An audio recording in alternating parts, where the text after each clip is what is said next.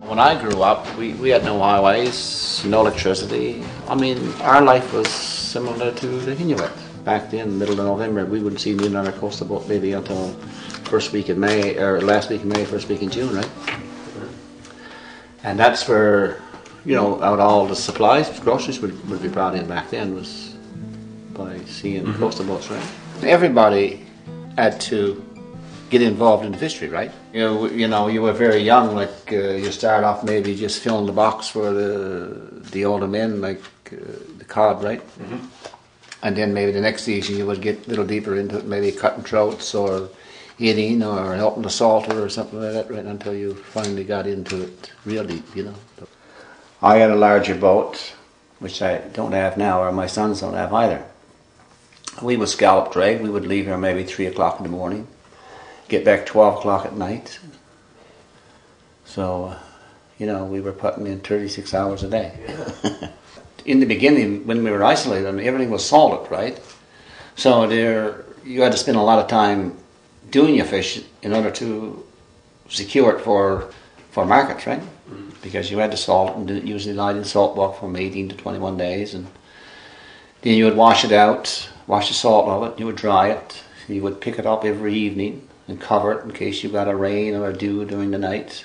So when you're talking maybe 500 kettles of fish with 112 pounds in a kettle, you know, there's a heck of a lot of fish. Yeah.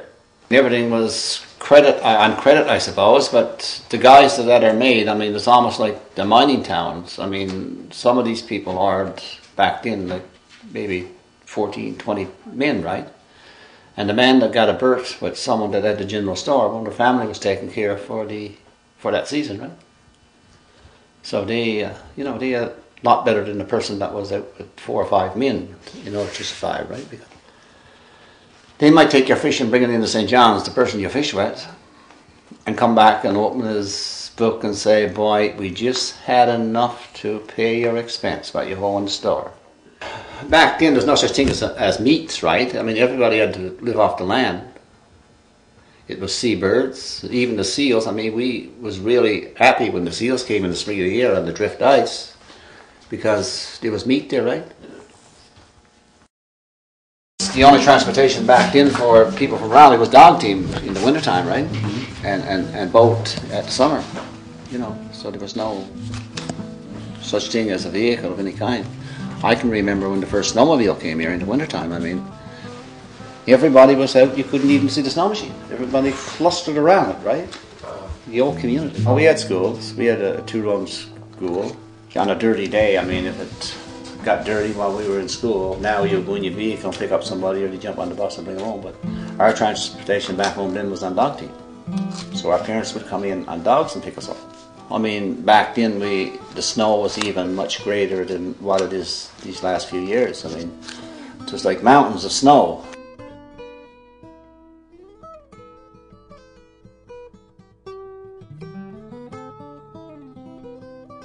Well, my brother worked for the Grenfell Handicraft over there at St. Anthony. They had a workshop there. He'd done a lot of craft work back then. And I went in there one day, and my brother was there working, and he gave me his tool he had there, which was a Dremel tool, and I sat down and I made a fox. And the manager came along and looked at it, and she said, you want to go to work tomorrow morning? And it's just simple as that.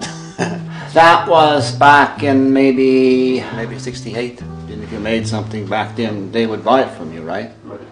But a very small price.